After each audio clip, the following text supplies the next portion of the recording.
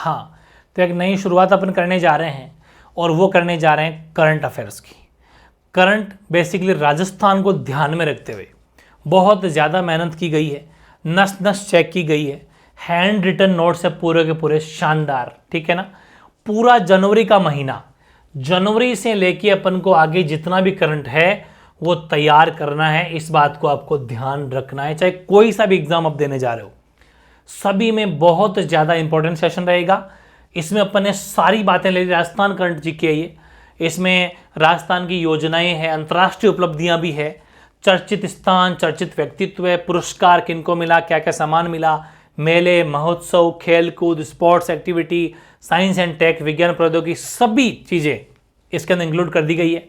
बहुत ज़बरदस्त सेशन होने वाला है। चाहे किसी भी एग्जाम की तैयारी कर रहे हो, चाहे एलडीसी कर रहे हो, चाहे आरएस की कर रहे हो, चाहे आप इसकी पशु परिचर की कर रहे हो, चाहे आप किसी भी बीएसटीसी कर रहे हो, किसी भी एग्जाम की कर रहे हो, भी एक वैकेंसी और भी आई है ये वाली, तो किसी के भी एग्जाम की तैयारी कर रहे हो अगर आप, तो सभी के अंदर करंट जीके आपका 100% आ रहा है। लेकिन करंट जीके को एक हवा बना दी गई है, ये वो इतना भी नहीं है, 5 7 10 क्वेश्चन आएंगे, इसलिए ज़्यादा टाइम वेस्ट नहीं करना है करंट जीके के अंदर। इसलिए कि आप टाइम वेस्ट ना करो, करंट पढ़ लो, रोजाना करंट पढ़ा, टाइम वेस्ट करा मूर्खों की तरह। तो अपन को करंट अफेयर्स में स्मार्ट स्टडी करनी है। आपको मंथली पैकेज मिलेगा, ये गोल्डन पैकेज है, ये सोने चांदी सबसे महंगा पैकेज है।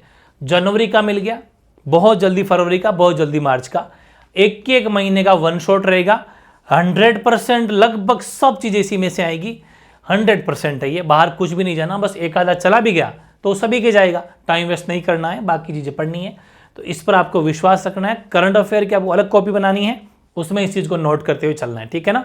तो शुरू करते हैं, आज के सेशन की शुरुआत करते हैं। बहुत ज़बरदस्त सेशन है, पहले मुझे सुन भी सकते हो और उसके बाद में आपको नोट करते हुए चलना है, ठीक है।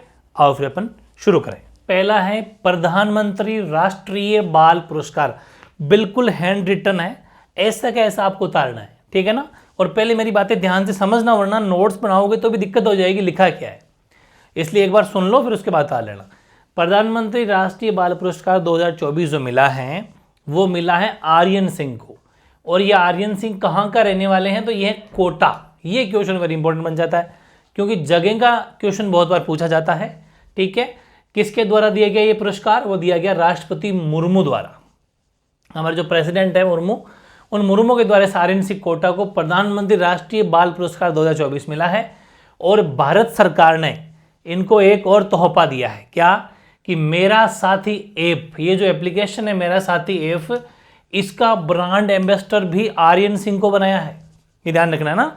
तो मेरा साथी ऐप का ब्रांड एम्बेसडर आर्यन सिंह, कोटा से संबंध है, उनको प्रधानमंत्री राष्ट्रीय बाल पुरस्कार 2024 मिल गया है। अगला हेडिंग लगाओ, ये सब मैंने अलग अलग इसलिए, इसका मतलब ये हेडिंग है, ठीक है ना। नेक्स्ट टॉपिक है डेजर्ट साइक्लोन 2024। डेजर्ट साइक्लोन 2024 क्या है, ये एक युद्धाभ्यास है, ठीक है ना। जैसे कोई भी दो देश आपस में युद्ध की ट्रेनिंग करते हैं, अभ्यास करते हैं, तो भारत और यूएई का सीधा सीधा प्रश्न आएगा कि डेजर्ट साइक्लोन जो है किन दो देशों के बीच का युद्धाभ्यास है। तो भारत व यूएई का संयुक्त युद्धाभ्यास हुआ ये 2 जनवरी 2024 से 15 जनवरी, तारीख मत भूल जाना, 2 से 15, कितनी, 2 से 15, तो 2 जनवरी से 15 जनवरी 2024 के बीच में भारत व यूएई के बीच में ये युद्धाभ्यास हुआ डेजर्ट साइक्लोन के नाम से। फिर आएगा क्वेश्चन कि ये हुआ तो हुआ कहाँ, तो जगह का ध्यान रखना, महाजन फील्ड फायरिंग रेंज बीकानेर के अंदर ये हुआ, वेरी वेरी इंपॉर्टेंट, सारी बात समझ में आ गई होगी, डेजर्ट साइक्लोन, ठीक है। नेक्स्ट है मैं आपको बताऊंगा युद्धाभ्यास, एक बार साथ पढ़ लेते हैं, काम करते हैं। मैंने युद्धाभ्यास को साथ लिखा था, ये रहा, ये वो देखो, पहले वो उस ऊंट वाले पे बाद में आएंगे, पहले ये उतारना आप, ताकि युद्ध के जितने अभ्यास हो एक साथ हो जाए आपके। वायु शक्ति 2024, ये जो वायु शक्ति 2024 है ये भी एक युद्धाभ्यास है, लेकिन वायुसेना का नाम है, वायु है ना, तो वायु से पता चल जाएगा एयरफोर्स, यानी कि ये वायुसेना का युद्धाभ्यास है जो 17 फरवरी है भैया ना, ये 17 फरवरी नहीं आई क्या, 17 फरवरी 2024 को जो है, ये फरवरी के महीने में हुआ था, ठीक है। तो 17 फरवरी 2024 को जो है ये हुआ युद्धाभ्यास, हालांकि फरवरी था लेकिन मैंने प्लान जनवरी का ही किया है, ये जनवरी के ही आपको मान के चलना, पूरा जनवरी का करंट है, बस ये एक एक चीज़ फरवरी वाली है, लेकिन मैंने इसलिए ताकि युद्ध का अभ्यास आपके इकट्ठे हो जाए। कहाँ पर हुआ, तो ये जोधपुर में हुआ था चांदन फील्ड फायरिंग में। जैसे वो हुआ अपने बीकानेर में, तो ये हुआ चांदन फील्ड फायरिंग रेंज जोधपुर में। और एक खास बात है इसमें महिला पायलट भी शामिल हुई, ठीक है ना, महिला पायलट भी क्या हुई, शामिल हुई। इसके अलावा इसमें 140 विमान, सुखोई 3 MKI, MiG-29, LCA तेजस, मिराज 200, MiG-21, जगुआर आदि भी भाग ले रहे हैं इसके अंदर। इन्होंने भी इसमें पार्टिसिपेट किया। चाहो तो डाल देना, याद रख लेना, ठीक रहता है, कभी कभी MCQ आ जाता है। बाकी ज़्यादा तो यही है कि वायु शक्ति 2024 क्या है, कहाँ पर हुआ। तो ये एक वायुसेना का युद्धाभ्यास है। ये चांदन फील्ड फायरिंग रेंज जोधपुर के अंदर हुआ। महिला पायलट भी इसमें कब हुआ कि 17 फरवरी 2024 को। फिर है साडा तनसिफ। साडा तनसिफ क्या है, नेक्स्ट हेडिंग लगाओ, साडा तनसिफ। ये भारत व सऊदी अरब के बीच का युद्धाभ्यास है 29 जनवरी से 9 फरवरी 2024 के बीच में। टाइम पीरियड बहुत इंपॉर्टेंट है, ठीक है ना, ये ध्यान रखना। वो तो खैर 17 फरवरी के एक दिन का ही था, लेकिन ये जो है ये 29 जनवरी से 9 फरवरी 2024 के बीच में, ये भी वापस बीकानेर में ही, महाजन फील्ड फायरिंग रेंज बीकानेर, ठीक है ना। तो युद्धाभ्यास अपने इकट्ठे अपन को पढ़ना जरूरी है। एक और है, ये भी वेरी इंपॉर्टेंट है, धर्म गार्जियन। धर्म गार्जियन 2024 ये भी एक युद्धाभ्यास है। ये भारत और जापान के बीच में हुआ। कब, भारत और जापान के बीच में 2024 वाला। कहाँ हुआ, ये भी वापस महाजन फील्ड फायरिंग रेंज, महाजन फील्ड फायरिंग रेंज बीकानेर में, ठीक है ना, वही महाजन फील्ड फायरिंग रेंज बीकानेर। और टाइम पीरियड अगर आपसे लिखना हो, अगर आपको टाइम पीरियड, तो वो है 25 फरवरी से लेके 9 मार्च, ठीक है ना, 25 फरवरी से लेके 9 मार्च तक ये भी मतलब चल रहा है युद्धाभ्यास, ठीक है ना। 9 मार्च 2024 तक ये जो है महाजन फील्ड बीकानेर के अंदर भारत और जापान के बीच में धर्म गार्जियन चल रहा है। अगला है ऑपरेशन सर्द हवा। ये है हमारी BSF जो है, बॉर्डर सिक्योरिटी फोर्स, सीमा सुरक्षा बल। BSF की भी कभी कभी अगर आपको फुल फॉर्म पूछ ले, वैसे आगे लिखाता रहूंगा मैं, बॉर्डर सिक्योरिटी फोर्स, ठीक है ना, यानी कि सीमा सुरक्षा बल। सीमा सुरक्षा बल जो है ये हमारी BSF है इंडिया की। BSF के द्वारा 19 से लेके 27 जनवरी 2024 तक ऑपरेशन सर्द हवा प्रोग्राम मतलब चल रहा है।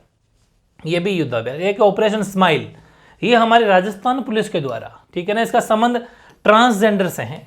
तो ऑपरेशन स्माइल भी, बस क्वेश्चन इतना सा देखो, डेट याद ना रहे ना तो कोई बात नहीं, डेट याद ना रहे तो कोई बात नहीं, लेकिन आपको ये जरूर याद रखना है कि धर्म गार्जियन क्या है।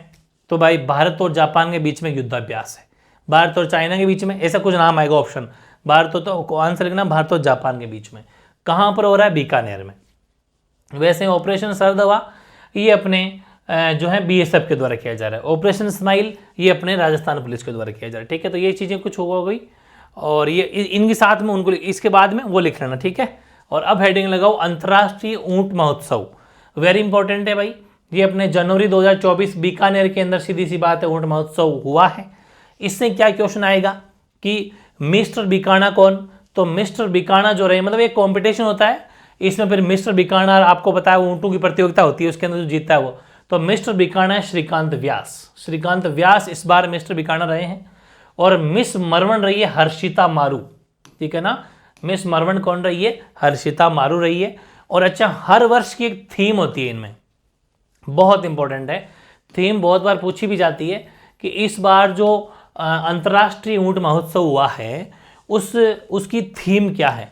तो थीम है आइकन्स ऑफ बीकानेर। क्या है, आइकन्स ऑफ बीकानेर। और एक बहुत अच्छा मैंने नोट लिखा है, ये जो संयुक्त राष्ट्र संघ है, ये संयुक्त राष्ट्र संघ कहीं ना हर साल किसी न किसी को एक अपना जो है अंतर्राष्ट्रीय वर्ष घोषित करता है, जैसे हमारे बाजरा भी हो चुका है 1-2 साल पहले। तो संयुक्त राष्ट्र संघ ने 2024 को, ध्यान रखना, संयुक्त राष्ट्र संघ ने 2024 को अंतर्राष्ट्रीय ऊंट वर्ष घोषित किया है। अंतर्राष्ट्रीय ऊंट वर्ष घोषित किया हमारे यूएनओ ने, संयुक्त राष्ट्र संघ ने, ठीक है। तो ये था अंतर्राष्ट्रीय ऊंट महोत्सव, जिसका आपको ध्यान रखना है, जनवरी के अंदर हुआ। मिस्टर बिकाना कौन, मिस मरवन कौन, और इस वर्ष की थीम कौन, ये 3 बातें इंपॉर्टेंट है। फिर है नेक्स्ट हेडिंग लगाओ सांबर महोत्सव। सांबर महोत्सव कब हुआ, तो ये 26-27 जनवरी 2024 को। सांबर जगह पड़ती है अपने जयपुर के पास में ही है, सांबर झील, ठीक है ना, नमक खारे पानी की झील है। तो सांबर झील क्षेत्र है पूरा जयपुर वाला। तो यहाँ पर यह करवाया जा रहा है पर्यटन विभाग के द्वारा, पर्यटन विभाग के द्वारा जो है सामर महोत्सव हो रहा है 26-27 जनवरी 2024 को। ठीक है, अगला ये अपना पढ़ लिया था, ये पढ़ लिया था। अब हेडिंग लगाओ पंचायती राज उद्योग हस्तशिल्प उत्सव 2024, ये हेडिंग लगाओ आप। ठीक है, इसमें क्या मामला है कि 24 जनवरी 2024 को जोधपुर में लघु उद्योगों हेतु, ठीक है ना, जोधपुर के अंदर ये हुआ किस तारीख को, 24 जनवरी 2024 को जोधपुर में जो छोटे उद्योग है लघु उद्योगों के लिए, लघु उद्योगों हेतु पंचायती राज उद्योग हस्तशिल्प ये उत्सव रखा गया। मुख्यमंत्री सीएम भजनलाल जो है उनके द्वारा इसका उद्घाटन किया गया। ठीक है ना, ध्यान रखना, वेरी इंपॉर्टेंट है। क्वेश्चन क्या आएगा कि पंचायती राज उद्योग हस्तशिल्प उत्सव का उद्घाटन कहां किया गया, तो आंसर होगा जोधपुर। कब भी याद कर लेना, 24 जनवरी है। ठीक है, नेक्स्ट हेडिंग लगाओ साइबर सुरक्षा हैकाथॉन 2.0। ठीक है ना, 2.0 बोल दो चाहे। साइबर सुरक्षा हैकाथॉन 2.0 जो है ये क्या है, ये अपने 18-19 जनवरी 2024 को जयपुर के अंदर राजस्थान पुलिस द्वारा इस प्रोग्राम का आयोजन किया गया साइबर सुरक्षा का। ठीक है भाई, आपको पता है कि आजकल ऑनलाइन खरीदारी शॉपिंग होती है हर जगह, और साइबर अटैक बहुत ज़्यादा है, बड़े बड़े लोगों के खाते साफ कर जाता है साइबर, तो ध्यान रखना बहुत ज़रूरी है। विषय क्या रखा गया, विषय रखा गया सजग और समझदार आप तो साइबर सुरक्षित राजस्थान। ये राज का मतलब यहाँ पर क्या है, राजस्थान है, तो ध्यान रखें सजग और समझदार आप तो साइबर सुरक्षित राजस्थान। ये हमारी जयपुर में राजस्थान पुलिस द्वारा, ये भी क्वेश्चन आ सकता है किसके द्वारा आयोजन किया गया, तो राजस्थान पुलिस के द्वारा साइबर सुरक्षा का आयोजन किया गया। विषय था कि सजग और समझदार अगर आप हैं तो सजग और समझदार अगर आप हैं तो साइबर सुरक्षित होगा राजस्थान। ठीक है ना, नेक्स्ट एक हेडिंग लगा लेना अलग से, बहुत इंपॉर्टेंट फैक्ट है जो मैंने अलग से साइड में से लिख दिया है। ठीक है ना, अभी आपको पता है कि जो एक बहुत इंपॉर्टेंट राम जन्मभूमि प्राण प्रतिष्ठा प्रोग्राम हुआ था 22 जनवरी को, डेट भी वेरी इंपॉर्टेंट है। उस प्राण प्रतिष्ठा में श्री राम जन्मभूमि में राजस्थान का जो रावण हत्या है, अपन वाद्य यंत्र पढ़ेंगे, नस नस चेक करेंगे, चिंता नहीं करें। अभी मैंने लोक देवता पढ़ाई था तब रावण हत्या क्या, वहां पर भी बाबू जी में देवनारायण जी में बातें की थी। तो रावण हत्या जो है राजस्थान के रावण हत्या जो कि तत्वाद्य यंत्र, अपना तत्वाद्य यंत्र को अयोध्या में श्री राम जन्मभूमि प्राण प्रतिष्ठा जो कि 22 जनवरी 2024 को हुई थी, उस समारोह में मंगल ध्वनि जो बज रही थी, उस मंगल ध्वनि में इसको शामिल किया गया रावण हत्या को, है ना। वेरी इंपॉर्टेंट फैक्ट, जबरदस्त फैक्ट है, इसका भी आपको ध्यान रखना है। सीधा सीधा क्वेश्चन आएगा कि श्री राम जन्मभूमि प्राण प्रतिष्ठा जो कि 22 जनवरी 2024 को हुई थी, उस समारोह में जो मंगल ध्वनि उसके अंदर हमारे निम्न में से किस वाद्य यंत्र को शामिल किया गया, तो आंसर हो जाएगा रावण हत्या। अगला क्वेश्चन है, अगला क्वेश्चन क्या मतलब हेडिंग है डीजीआईजी कॉन्फ्रेंस। देखो डीजी का मतलब क्या होता है, डीजी का मतलब होता है पुलिस महानिदेशक और आईजी का मतलब पुलिस महानिरीक्षक। ठीक है ना, ये डीजीआईजी हैं, आईपीएस ऑफिसर होते हैं दोनों ही, तो इनके बारे में अपन पढ़ लेते हैं कि डीजीआईजी कॉन्फ्रेंस क्या है, कि ये कॉन्फ्रेंस मतलब कब हुआ, तो 5 से 7 जनवरी 2024 तक ये हुआ। कहाँ पर, राजस्थान इंटरनेशनल सेंटर जयपुर के अंदर ये जो है डीजीआईजी कॉन्फ्रेंस हुआ। उद्घाटन इसका किसने किया, सबसे इंपॉर्टेंट बात है, वो हमारे जो हैं केंद्रीय गृह मंत्री, ये गृह मंत्री थे लेकिन केंद्रीय गृह मंत्री अमित शाह जी। ठीक है ना, बिल्कुल केंद्रीय गृह मंत्री जो हैं अमित शाह ने इसका उद्घाटन किया। 5 से 7 जनवरी 2024 तक ये कॉन्फ्रेंस चला, और फिर अगले दिन मतलब 5 तारीख, 6 तारीख, 7 तारीख, 3 दिन तक चला था। तो अगले दिन सेकेंड डे और थर्ड डे, दूसरे व तीसरे दिन पीएम मोदी ने भी इनको संबोधित किया, इस प्रोग्राम को, इस सम्मेलन को। ये बहुत इंपॉर्टेंट फैक्ट है, और एक्चुअली ये आज कोई पहला नहीं है, ये 58वां संस्करण है। कौन सा संस्करण है, ये 58वां संस्करण जो डीजीआईजी कॉन्फ्रेंस का है। ये डीजीआईजी कॉन्फ्रेंस भी याद रख लेना, क्वेश्चन नहीं आएगा। उद्घाटन तो प्रधानमंत्री गृह मंत्री अमित शाह के द्वारा उद्घाटन किया गया, और प्रधानमंत्री मोदी ने भी जो है दूसरे तीसरे दिन को संबोधित किया। ये हमारा 58वां संस्करण है डीजीआईजी का प्रोग्राम का। अब है हेडिंग लगाओ पोटाश। पोटाश जो है ये केंद्र सरकार ने, जो पोटाश जो है ना एक्चुअली खनिज में आता था, मिनरल में आता था, खनिज में आता था, मिनरल तो खैर इंग्लिश में बोलते हैं। तो केंद्र सरकार ने इसे खनिज से निकाल कर, हटाकर इसको क्रिटिकल मिनरल बना दिया, कि क्रिटिकल है, बहुत मुश्किल, रेयर है, मतलब क्रिटिकल मिनरल में शामिल किया गया है। एक्चुअली अगर मैंने साइड में एक बात थोड़ी जीके वाली भी लिख दी है कि जो पोटाश है वो बेसिकली हमारे हनुमानगढ़ और बीकानेर के अंदर जो पोटाश अच्छा खासा मिलता है, तो ये भी आपको ध्यान रखना है कि पोटाश जो है वो, पोटाश का क्या आंसर आएगा अब एग्जाम में, कि पोटाश को जो अब क्या कर दिया गया है कि पोटाश को खनिज से निकाल कर मतलब मिनरल से निकाल कर क्रिटिकल मिनरल, ठीक है ना, क्रिटिकल मिनरल के अंदर इसको शामिल कर लिया गया है। क्रिटिकल मिनरल, ये ध्यान रखना, यहां से हटाकर क्रिटिकल मिनरल में शामिल कर लिया है। ये पोटाश का भी बीच में डाल देना थोड़ा सा। अब ये इतनी सी बात पढ़ते हैं अपन, ये वाली राम सेतु रेलवे ब्रिज वाली, ठीक है ना, वेरी इंपॉर्टेंट है भाई। अभी भी नया जिला बना है बालोतरा, तो राम सेतु रेलवे ब्रिज, ये बालोतरा जिला के वहां पर ये ब्रिज है। ये 2 किलोमीटर लंबा है और 2 लेन में ये है, ठीक है ना, वेरी इंपॉर्टेंट है। राम सेतु, एग्जाम में क्वेश्चन आएगा राम सेतु रेलवे ब्रिज कहां पर है, तो वो है बालोतरा में। कब, कितना उसकी लेंथ है, 2 किलोमीटर है और 2 लेन में। 2 लेन का मतलब है 2 ट्रेनें एक साथ, एक आ सकती है जा सकती है, 2 लेन हो गया। लोकार्पण किसने किया तो लोकार्पण किया नितिन गडकरी, जो सड़क राजमार्ग मंत्री है केंद्र सरकार के अंदर, आप सब जानते भी होंगे उनको, तो वो चीज़ है। और इसके बाद में एक हेडिंग आती है बहुत ज़बरदस्त, ये वाली, और ये क्या है, ये है 5G testing lab. Very important heading लगाना है इसको, 5G टेस्टिंग लैब। 5G का टेस्टिंग लैब बनी है, देश में 100 है। वैसे तो टेस्टिंग लैब कितनी है, हमारे देश में 100 है, लेकिन एग्जाम में क्वेश्चन क्या आएगा कि 5G टेस्टिंग लैब राजस्थान में कितनी है, तो राजस्थान में है 5। राजस्थान में कितनी है, 5। कहां कहां पर है, एक तो IIT जोधपुर, दूसरी बिट्स पिलानी झुंझुनू, है ना, बिट्स पिलानी जो है वहां पर भी लोग बच्चे IIT करते हैं, साइंस मैथ्स लेके जाते हैं, वो सब बातें। एक है MBM विश्वविद्यालय जोधपुर, एक है MNIT जयपुर, ये भी यूनिवर्सिटी है MNIT, और एक है वनस्थली विद्यापीठ, जो पहले तो अपने यहाँ सीएसके में हुआ करती थी जयपुर में, अब ये चली गई है वनस्थली विद्यापीठ निवाई टोंक, ठीक है ना। तो ध्यान रखें कि 5G टेस्टिंग लैब वैसे तो 100 है ना, लेकिन राजस्थान में 5, निम्न में से कौन कौन सी है, तो IIT जोधपुर, MBM विश्वविद्यालय जोधपुर, वनस्थली विद्यापीठ निवाई टोंक, MNIT जयपुर और बिट्स पिलानी झुंझुनू, ये ध्यान रखना वहां पर है, मतलब 5 राजस्थान के अंदर है। इसमें एक्चुअली जो खर्च है, रेवेन्यू या फिर जो पैसे का लागत है, वो 80-20 का रहता है। 80 रेशियो है सेंट्रल गवर्नमेंट का, ठीक है ना, 80 मतलब 80 तो देती है सरकार, केंद्र सरकार, और 20 का खर्चा आता है भाई राज्य सरकार का, ठीक है ना। तो ये जरूर ध्यान रखें, 80-20 का रेशियो भी कभी कभी पूछ लेते हैं, बहुत बार एग्जाम पूछा भी गया है कि इनका जो शेयर है, मतलब रेवेन्यू शेयर, ठीक है ना, पैसा कितना कितना लग रहा है, तो 80-20 का रेशियो दोनों के बीच में है।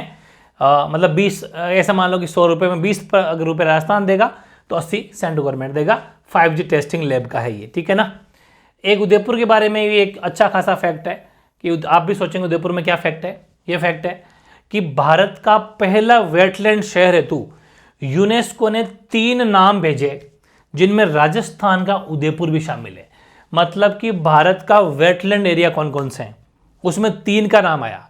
उन 3 में जो 3 है उदयपुर, इंदौर और भोपाल, तो राजस्थान का उदयपुर भी जो है भारत के वेटलैंड शहरों में शामिल हो गया है। ये भी वेरी इंपॉर्टेंट है, उदयपुर का फैक्ट है, ठीक है ना। उदयपुर का फैक्ट है कि ये हमारे वेटलैंड शहरों में इसको भी शामिल कर लिया गया है, उदयपुर। नेक्स्ट है शाहपुरा बारां, इसका भी एक फैक्ट है। शाहपुरा बारां का क्या फैक्ट है कि हाइड्रो एनर्जी पंप प्रोजेक्ट, प्रदेश का पहला, यहां पर प्रदेश का मतलब है राजस्थान का पहला। इस प्रदेश का मतलब क्या, जहां पर भी प्रदेश की बात आए तो उसका मतलब क्या होगा, राजस्थान, क्योंकि अपन पढ़ गया करंट पढ़ रहे हैं, लेकिन राजस्थान को ध्यान में रखते हुए सीधा सीधा क्वेश्चन वहीं से आएगा, ठीक है ना। तो ध्यान रखें, हाइड्रो एनर्जी पंप प्रोजेक्ट, ये प्रदेश का पहला हाइड्रो पंप है जो कि शाहपुरा बारां के अंदर लगा है। इसमें क्या क्या करेंगे, तो ये पूरी 3 बातें मुख्यतः इसके अंदर होने वाली है। क्या, वर्षा जल से बिजली बनेगी, और 407 हेक्टेयर वन भूमि के ऊपर यह प्रोग्राम या प्रोजेक्ट रखा गया है। 407 हेक्टेयर वन भूमि थी वहां पर। 1800 मेगावाट, ये MW है, MW का मतलब है मेगावाट। 1800 मेगावाट क्षमता का प्रोजेक्ट लगेगा और रिन्यूएबल एनर्जी पर यह बेस्ड होगा, बेसिकली सौर सेलर वाला सिस्टम पूरा। तो ध्यान रखें, शाहपुरा बारां में 1800 मेगावाट क्षमता वाला बिजली ये प्रोजेक्ट लगेगा, वर्षा जल से बिजली बनेगी। और ये कहाँ पर है तो वो ध्यान रखना, शाहपुरा 12। अगली हेडिंग है एक छोटी सी और है, स्टार्टअप इंडिया रैंकिंग में जो स्टार्टअप प्रोग्राम चलाया गया था, उस स्टार्टअप प्रोग्राम में, स्टार्टअप इंडिया रैंकिंग में राजस्थान को मिशन आई स्टार्टअप हेतु टॉप परफॉर्मर जो है अवार्ड भी मिला है। ये ध्यान रखना, स्टार्टअप के बारे में क्वेश्चन बहुत आता है कि हर कोई आज के स्टार्टअप करना चाहता है, अपना छोटा मोटा बिजनेस करना चाहता है, इसलिए राजस्थान को मिशन आई स्टार्ट, मिशन क्या था कि मिशन आई स्टार्ट मतलब कि मैं अब स्टार्ट करने जा रहा हूं, तो मिशन आई स्टार्ट इसके तहत स्टार्टअप हेतु राजस्थान को टॉप परफॉर्मर का अवार्ड मिला है। ये ध्यान रखना, ठीक है ना। अगला हेडिंग लगाओ भाई, अगली हेडिंग बहुत जबरदस्त है, बहुत इंपॉर्टेंट है, वार्षिक स्वच्छता सर्वेक्षण 2023 वार्षिक स्वच्छता सर्वेक्षण 2023 वाला आंकड़ा आएगा भी आपने, ये जनवरी के अंदर जारी हुआ है। क्या मामला है भाई, राजस्थान का बहुत ज़्यादा दयनीय स्थिति हो गई है। राजस्थान का स्थान है सफाई के मामले में 25वां, 2022 में था 8वां और अब अपन कहाँ पहुंच गए 25वीं रैंक पर। बहुत ज़्यादा दयनीय स्थिति। टॉप पर देखें इंडिया में तो महाराष्ट्र टॉप पर है, ठीक है ना, पहले भी यही टॉप पर था। केंद्रीय आवास व शहरी मंत्रालय द्वारा 11 जनवरी 2024 को ये जो सर्वेक्षण है वो मतलब इसका सर्वेक्षण हुआ और ये 8वीं रिपोर्ट है, कुल मिला के हर साल आती है, 8वीं रिपोर्ट है। 2016 से प्रोग्राम शुरू हुआ था, आप कंटिन्यू देख लीजिए, 8 हो गए, 16, 17, 18, 19, 20, 21, 22, 23, 8वीं रिपोर्ट है, हर साल रिपोर्ट आती है। और 11 जनवरी 2024 को रिपोर्ट आई जिसमें राजस्थान का बहुत ही प्यारा सा स्थान 25वां पाया गया। पहले हालांकि हम 8वें पर थे, ठीक है, छोटे मोटे तो क्या लेना, नंबर तो अच्छा खासा लेना चाहिए, इसलिए 25वीं रैंक आई है। और एक्चुअली इसमें क्या है कि 4477 शहरों का सर्वेक्षण इसके अंदर हुआ है।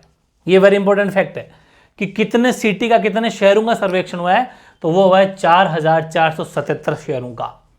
सबसे स्वच्छ शहर कौन सा पाया गया, तो लेकिन अब उसमें नाम थे 2, इंदौर भी सूरत भी, दोनों अच्छे। हालांकि इंदौर पहले फर्स्ट था, 7वीं बार इंदौर फर्स्ट बार है, मतलब इस टॉप स्वच्छ शहरों में आ रहा है, 7वीं बार आ गया इंदौर लगातार।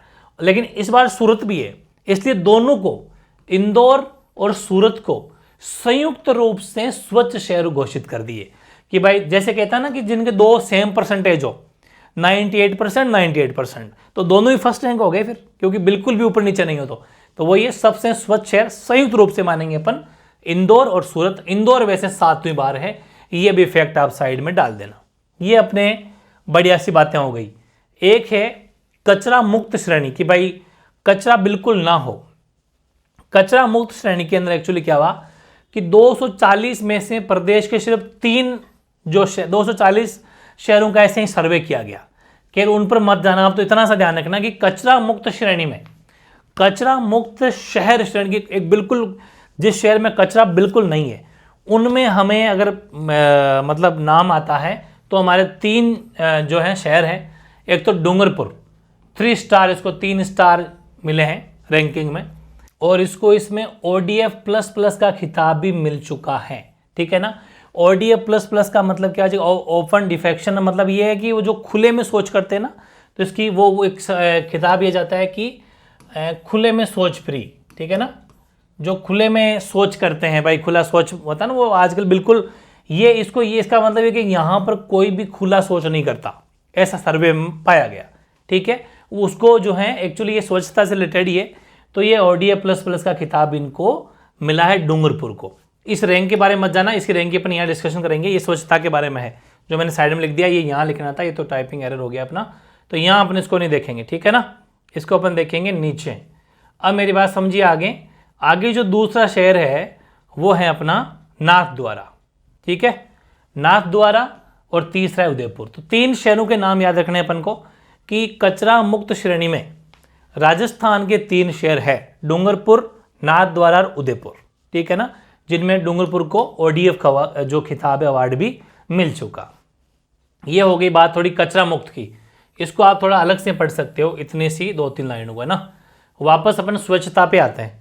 फिर स्वच्छता में अगर देखें, साफ सफाई में अपन देखें तो उत्कृष्ट कार्य करने हेतु, अच्छा काम करने हेतु जयपुर नगर निगम को सम्मानित किया गया कि अच्छा उत्कृष्ट कार्य किया नगर निगम ने। तो नगर निगम का नाम आ जाए तो इस उत्कृष्ट कार्य करने हेतु जयपुर नगर निगम को सम्मानित किया गया है, ये भी ध्यान रखें अपन। और इसके नीचे कुछ फैक्ट और है साफ सफाई में ही है, स्वच्छता के ही, कि 1 लाख प्लस जनसंख्या में अगर देखें, वैसे तो पॉपुलेशन जो मतलब वो शहर जिनकी जनसंख्या 1 लाख से ऊपर हो, तो 1 लाख प्लस जनसंख्या में अगर देखें तो जयपुर नगर निगम हेरिटेज ये पूरे राजस्थान में फर्स्ट है। ठीक है, एक बात को समझना, यानी कि 1 लाख प्लस जनसंख्या वाले शहरों में जयपुर नगर निगम हेरिटेज स्वच्छता के मामले में, ठीक है, पूरे राजस्थान में फर्स्ट है। और ऑल ओवर इंडिया में अगर नाम आता है इसका तो वो आता है 171वीं रैंक है। कौन सी रैंक है? 171वीं। ये इंडिया की रैंक है, ऑल ओवर इंडिया में, भारत में। वैसे राजस्थान में जो नगर निगम हेरिटेज जयपुर वो फर्स्ट है। सेकंड भी राजस्थान के अंदर वापस जयपुर ही है, जयपुर नगर निगम ग्रेटर। आपको पता है मैं नगर निगम की बातें हालांकि पढ़ाऊंगा अब, जयपुर नगर निगम हेरिटेज और जयपुर नगर निगम ग्रेटर दोनों तीनों बातें पढ़ेंगे। ये है सेकंड पोजीशन के ऊपर राजस्थान में 1 लाख प्लस जनसंख्या में, स्वच्छता में। इसकी रैंक है 173, 2 ज्यादा कर लेना उससे। और थर्ड पर है अपना उदयपुर शहर, ठीक है, थर्ड पर उदयपुर है और रैंक है 206, 206 ऑल ओवर इंडिया में। 3 बहुत है, ये 1 लाख प्लस पॉपुलेशन में है, ठीक है ना। तो 3 टॉप है राजस्थान में, जो 1 लाख प्लस जनसंख्या में होने के बावजूद भी जो है अच्छी साफ सफाई के वो है, रैंकर है। और एक है 1 लाख से कम में, अगर अपन देखें तो 1 लाख से कम में फर्स्ट अगर आता है सफाई के मामले में तो वो वापस अपना डूंगरपुर राजस्थान है। डूंगरपुर राजस्थान में फर्स्ट है, राजस्थान में फर्स्ट है डूंगरपुर। कब? किसमें? 1 लाख से कम जनसंख्या में, 1 लाख से कम जनसंख्या में अगर पूछे तो डूंगरपुर फर्स्ट है। और ये जो रैंक यहाँ लिखी थी अपने, वो रैंक है ऑल ओवर इंडिया में, उसकी रैंक है 551, ठीक है। रैंक तो सीधी सी बात नीचे जाएगी। फिर दूसरा नाम आता है नाथ द्वारा का, ये है 561, ठीक है ना। तो ये 1 लाख से कम के अंदर नाम है। तो ये डूंगरपुर और नाथ द्वारा दोनों का नाम वापस आ रहा है, 1 लाख से कम में भी है और कच्चा मुक्त श्रेणी में भी इसका दोनों का नाम है। वेरी इंपॉर्टेंट फैक्ट है, यहां से डेफिनेटली क्वेश्चन आएगा, ध्यान रखना इस चीज का। राजस्थान का स्थान कौन सा? 25वां। वैसे पहले कौन सा था? 8वां था। और टॉप पर कौन है? महाराष्ट्र। कब आई रिपोर्ट? 11 जनवरी 2024 को 8वीं रिपोर्ट है। कितने शहर हैं, कब शुरू हुई, ध्यान रखना, ठीक है। अगला है ये भाई बहुत बड़ी योजना, बहुत ही अच्छी योजना, मुख्यमंत्री गैस सिलेंडर योजना, ठीक है ना। ये 1 जनवरी 2024 को जो है इसका शुभारंभ किया गया। शुभारंभ तो आपको पता ही मुख्यमंत्री कर रहे हैं, लेकिन वो मैंने नीचे नोट लिख दिया एक, कि नोट भजनलाल ने विकसित भारत संकल्प यात्रा कर रहे थे उस टाइम पर, इसका उसी समय उस यात्रा के दौरान ही टोंक में, ठीक है ना, टोंक से इस योजना का शुभारंभ कर दिया था, ठीक है ना। क्या पता डीप इतना तो नहीं आए, लेकिन लिख लेते हैं अपन, ठीक है। तो शुभारंभ की डेट देख लो, 1 जनवरी 2000, नई साल से ही शुभारंभ हो गया इसका, बिल्कुल नई साल में। और जो उज्ज्वला और बीपीएल, 2 जनों को फायदा मिलेगा इसमें। उज्ज्वला योजना से जुड़े हुए लोग, बेसिकली महिलाएं, जो लगभग 66 लाख है के करीब, मतलब फायदा मिलेगा, लाभार्थी है। और बीपीएल में 4 लाख श्रेणी की महिलाएं जो है वो इस सिलेंडर योजना में जुड़ी है, ठीक है। और लाभार्थी को इसमें क्या होगा इस योजना में भाई, मतलब उज्ज्वला में और बीपीएल में जो आ रहे हैं इतने 66 और 4 70 लाख करीब जो लोग हैं, इन लाभार्थियों को 450 रुपये में सिलेंडर मिलेगा। ये तो आपको पता होगा कि सभी को गैस सिलेंडर मिलेगा, और साल में मिलेंगे 12, पूरे 12 सिलेंडर मिलेंगे। इसमें बेसिकली वैसे नॉर्मल लोगों को कितना मिलता है? 900 कुछ पैसे मिलता है। तो ये जोड़ सकते हो आप, 300 रुपये तो केंद्र सरकार सब्सिडी दे रही है इसमें, और 156 रुपये राज्य सरकार सब्सिडी दे रही है। क्योंकि ये मान लो कि वैसे तो ये 900 कुछ का सिलेंडर हो गया, लेकिन इतना केंद्र सरकार खुद के जेब से देगी, मतलब छूट देगी, सब्सिडी का मतलब छूट, और इतना राज्य सरकार देगी, ठीक है। तो इस तरीके से सिस्टम है। तो ये भी ध्यान रखना, मुख्यमंत्री गैस सिलेंडर योजना वेरी इंपॉर्टेंट है, सारे फैक्ट अपन ने लिख लिए हैं। ये वेरी इंपॉर्टेंट, वापस सुना होगा आपने इंदिरा रसोई, लेकिन अब उसका नाम चेंज हो गया। वो कांग्रेस सरकार के द्वारा चलाई गई योजना थी और कांग्रेस सरकार में उसका नाम था इंदिरा रसोई, है ना। लेकिन अब ये अन्नपूर्णा रसोई योजना हो गया है। कौन सा हो गया है? ये श्री अन्नपूर्णा, इसका नाम चेंज कर दिया गया है। पहले ये इंदिरा रसोई योजना थी, जो 20/8/2020 में गहलोत द्वारा जो है इस योजना को चालू किया गया था। अब इसका नाम हो गया श्री अन्नपूर्णा, याद रह जाएगा। क्या है बेसिकली इसमें? 1000 रसोई, कितने रसोई हैं राजस्थान के अंदर? प्रदेश का मतलब राजस्थान, राजस्थान में अन्नपूर्णा रसोई योजना के तहत 1000 रसोई बनी हुई है और इसमें 6 जनवरी 2024 को कुछ बदलाव हुए, वो थोड़े से अपने एक नज़र दौड़ा लेते हैं क्या क्या बदलाव हुए। एक्चुअली थाली की कीमत पूरा अपन जानेंगे एक बार कि टोटल क्या खर्चा है, पूरा मैंने डिटेल दे दी है। वैसे 8 रुपये में थाली आती है, ये मत सोचना कि 30 रुपये में आती है, 8 रुपये में आती है, लेकिन पूरा स्ट्रक्चर समझो। थाली की कीमत वैसे 30 रुपये है, पहले 25 रुपये हुआ करती थी। थाली का वजन 600 ग्राम है, पहले 450 ग्राम मतलब था, मतलब अब इस सरकार ने थोड़ा वजन बढ़ा दिया। समझ गए कैसे बढ़ा दिया कि पहले थाली पर अनुदान जो था 22 रुपये का था, अब 22 रुपये का है, पहले 17 रुपये का था।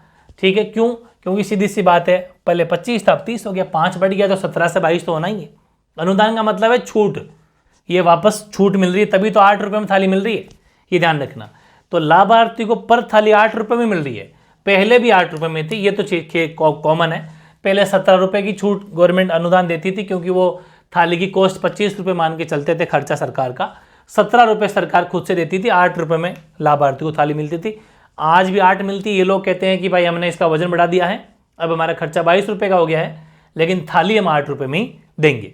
इसमें बेसिकली चपाती देते हैं 300 ग्राम, अगर वजन अपन देखें तो दाल 100 ग्राम, सब्जी 100 ग्राम, चावल 100 ग्राम, खिचड़ी और अचार मिला के ऐसा करके ये थाली मिलती है। ठीक है ना, तो ठीक है, नॉलेज अपने जान लिया। कुल मिला के थाली मिल कितने रुपये में रही है, तो वो मिल रही है 8 रुपये में। ये ध्यान रखना है अपन को, ज़रूर फैक्ट का थोड़ा सा ध्यान रखना, ठीक है ना, इसको आप मत भूल जाना। और तो कोई बात है इसके अंदर तो अपनी कंप्लीट हो गई। ठीक है, अब हम लेते हैं पीएम जो जनमन है, पीएम जनमन, ये एक योजना है भाई। पीएम का मतलब प्रधानमंत्री, पीएम जनजाति आदिवासी न्याय महाअभियान। ठीक है ना, पूरा फुल फॉर्म देख सकते हो, पीएम जनजाति आदिवासी न्याय महाअभियान। इसमें क्या है भाई, ये पीएम जनमन के नाम से क्या मामला है, इसके बारे में जान लेते हैं कि इसमें पीएम मोदी ने 15 जनवरी 2024 को पीएम आवास योजना की पहली किस्त 90 हज़ार 12 जिले के 13,350 शहरी लाभार्थियों को जारी की है। ये वो जो 2 मकान बनते हैं ना, लाइक पहले बीपीएल वालों को मिलते थे, तो वैसे ही ये प्रधानमंत्री की जो योजना है, मतलब केंद्र सरकार की योजना है, इस योजना में 90 हज़ार रुपये पैसे खाते में डाल दिए गए हैं। ठीक है ना, मतलब पहली किस्त 90 हज़ार रुपये की जो किस्त है वो डाल दी 12 जिले के इतने शहरिया लाभार्थियों को। राजस्थान का 12 जिला तो बहुत बड़ी स्कीम है, इसलिए इसको अपन जानना बहुत जरूरी। कब? 15 जनवरी 2024 को। ठीक है ना, ये वेरी इंपॉर्टेंट फैक्ट है जो अपन को जानना बहुत ज़्यादा जरूरी। राजस्थान से जुड़ी हुई कोई बात हो वो अपन को ध्यान रखनी है। अब हमारी नई सरकार बैठी है, तो राजस्थान की विधानसभा की कुछ घोषणाएं हैं जो हमारे मुख्यमंत्री द्वारा की गई है।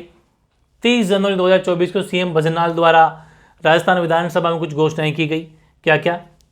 कि जो आपको पता ना, पीएम किसान सम्मान निधि जो प्रधानमंत्री किसानों के खाते में पैसा डालते थे, 6,000 रुपये, 2-2 हज़ार की 3 किस्तें हुआ करती थी ना, 2-2 हज़ार की 3 किस्तें हुआ करती थी। अब उस 6,000 को बढ़ा के कर दिया 8,000, मतलब कि 2,000 रुपये अब एक्स्ट्रा और मिलेंगे। ये एक काम तो ये हो गया जो किसानों खाते में आता था पैसा। ठीक, दूसरा, सामाजिक सुरक्षा पेंशन जो 1,000 रुपये मिला करती थी, अब वो मिलेगी 1150, 150 रुपये इसमें भी बढ़ा दिए हैं। गेहूं फसल पर 125 पर क्विंटल बोनस जो है एक्स्ट्रा, मतलब जैसे गेहूं की फसल पर किसानों को मिलेगा भाई, ऐसा मान लो अगर 2500 क्विंटल या 3,000 क्विंटल, उस पर 125 बोनस मिलेगा। ठीक है ना, तो गेहूं फसल पर 125 रुपये पर क्विंटल बोनस दिया जाएगा। और पाकिस्तान विस्थापित जो भी लोग हैं भाई, पाकिस्तान से वहाँ से लोग जो भारत आ रहे हैं, विस्थापितों को आवास व अन्य सुविधाएं जो हैं भारत सरकार या भारत देगा। ठीक है, या राजस्थान में भी अगर कोई आ रहे तो राजस्थान, क्योंकि जैसलमेर का बॉर्डर लगता है अपना, तो यहाँ पर उनको आवास व अन्य सुविधाएं दी जाएगी। और स्वतंत्रता सेनानियों को हर माह 20,000 पेंशन में 4,000 चिकित्सा की सहायता भी दी जाएगी। और यूपीएससी जैसे कि आईएएस के एग्जाम करवाता है, यूपीएससी की तर्ज पर राजस्थान में आरएस के जो एग्जाम जितने भी first grade second grade RS के, वो आरपीएससी का कैलेंडर भी यूपीएससी की तर्ज पर, मतलब यूपीएससी जैसा ही जो है कैलेंडर जारी किया जाएगा। ये कुछ केंद्र सरकार की घोषणाएं भी है, लेकिन इन योजनाओं के बारे में जानकारी ऐसा मानो दी गई है सीएम भजनलाल के द्वारा, या फिर ये होने वाला है, अपन को तो ये ध्यान रखना है। इनसे कहीं से भी कोई भी क्वेश्चन आए कि भाई पीएम किसान सम्मान निधि अब कितने पैसे मिलेंगे, तो 6 से 8 हो गए हैं, पहले कितने थे, ये सब बातें अपन को ध्यान रखनी है। अगला आता है प्रधानमंत्री सूर्योदय योजना। ठीक है, इसमें 22 जनवरी 2024 को मोदी द्वारा, पीएम मोदी के द्वारा ये योजना शुरू की गई है। इस योजना में क्या है कि ये गरीब व मध्यम वर्ग के घरों की छत पर फ्री में, अब आपको पता है कि अपन सोलर सिस्टम भी, सोलर पैनल खरीदते थे तो पैसे लेने पड़ते थे, हालांकि लगभग सब्सिडी देती थी सरकार, लेकिन अब बिल्कुल फ्री। किनको, जो गरीब और मध्यम लगभग आ जाएंगे, मतलब गरीब और मध्यम, ऐसा मान लो कि सरकारी नौकरी वालों को छोड़ दो, बाकी लगभग का नंबर अब आने का चांस है। तो गरीब व मध्यम वर्ग के घरों की छत पर फ्री सोलर पैनल लगाया जाएगा। जो आपको पता है सोलर पैनल लगता है धूप से वो बिजली पैदा करने वाला, लेकिन टारगेट 1 करोड़ घरों पर लगभग टारगेट रखा गया। अब 1 करोड़ में कितने नंबर आता है वो हो जाएगा। अब आप ही सोच रहे होंगे कि फिर इस योजना को राजस्थान, यहाँ अपन क्यों पढ़ रहे हैं? यहाँ इसलिए पढ़ रहे हैं कि हमारे राजस्थान के 3 शहर जिनको पहले चरण में शामिल, अलग अलग चरण है कि पहले चरण में इन शहरों को शामिल किया जाएगा, तो राजस्थान के 3 शहर जयपुर, जोधपुर और सीकर, इन 3 शहरों को जो है हमारे इस प्रधानमंत्री सूर्योदय योजना के अंदर शामिल किया गया है, जिसमें छतों पर जो है फ्री में सोलर पैनल लगाएगा। जो भी इच्छुक है उनकी छतों पर, जो मध्यम व गरीब बेसिकली परिवार के लोग हैं उनके लिए, ठीक है ना। तो बहुत अच्छी पहल है ये भी। अगला है, अगली हेडिंग लगाओ आप, राजस्थान प्रौद्योगिकी संस्थान RTI। इसकी क्या बात मतलब है इसमें यह कि प्रत्येक संभाग का मतलब क्या हुआ, राजस्थान में 10 संभाग है तो इसलिए मैंने ब्रैकेट में लिख दिया 10। प्रत्येक संभाग का मतलब है संभाग स्तर पर खोले जाएंगे RTI, राजस्थान प्रौद्योगिकी संस्थान। ये बेसिकली IIT की तर्ज पर ही तकनीकी शिक्षा को बढ़ावा देने हेतु कि हमारे भी यहाँ पर जो है टेक्नोलॉजी का अच्छा नॉलेज बढ़े लोगों में, बच्चों में तकनीकी शिक्षा का ज्ञान हो, इसलिए हमने यहाँ पर RTI खोला है। ठीक है, संभाग लेवल पर इसको खोले जाएंगे। ऐसा मान लो कि हर संभाग पर 1 भी खुलता है तो 10 खुल जाएंगे। और बेसिकली IIT की तर्ज पर तकनीकी शिक्षा बढ़ावा देने तो ये काम कर रहे हैं। और आई है ना, RIT लिख दिया क्या मैंने, RIT हुआ, सॉरी RIT तो मैंने RTI नाम बोल दिया, RIT राजस्थान इंफॉर्मेशन टेक्नोलॉजी है ना, RIT है, सही है। तो RIT बनाने का काम जो है वो MBM विश्वविद्यालय जोधपुर, ठीक है ना, जो MBM विश्वविद्यालय है जोधपुर उसको सौंपा गया है, जिसके बारे में भी पीछे भी पढ़ के आगे। इसमें क्या होगा कि इस विश्वविद्यालय में क्या होगा, इस विद्यालय क्यों सौंपा गया, इसमें क्या प्रोग्राम है, इसमें एक कमेटी बनेगी जिसके अध्यक्ष होंगे प्रोफेसर अजय कुमार शर्मा, जो MBM विश्वविद्यालय जोधपुर के कुलपति हैं, उनको इसका अध्यक्ष बनाया गया है, वो अध्यक्ष होंगे। और 45 दिन के अंदर जो है ये रिपोर्ट जो है सरकार को देगी। कौन, ये कुलपति महोदय अध्यक्ष होंगे, ये MBM विश्वविद्यालय जो है इसके बारे में रिपोर्ट जो है सरकार को देंगे। कौन सी सरकार को, राजस्थान सरकार को। ये ध्यान रखना, RIT राजस्थान इंफॉर्मेशन टेक्नोलॉजी हर संभाग स्तर पर खोले जाएंगे, IIT की तर्ज पर। ये जोधपुर जो है उनको इसकी कमान सौंपी है, अध्यक्ष होंगे प्रोफेसर अजय कुमार शर्मा। अगला है, हेडिंग लगाओ अगली, पार्वती काली सिंध चंबल व eastern Rajasthan canal link project है, ठीक है ना, शॉर्ट में PKCERCP। इसके बारे में चर्चा खूब चल रही है, बहुत ज़्यादा चर्चित है ये। तो 28 जनवरी 2024 को राजस्थान में MP के बीच में MOU का मतलब होता है पूरा खाका तैयार हो गया है। अब इसके ऊपर हस्ताक्षर जो हैं वो हो गए हैं राजस्थान और MP दोनों सरकारों के बीच में।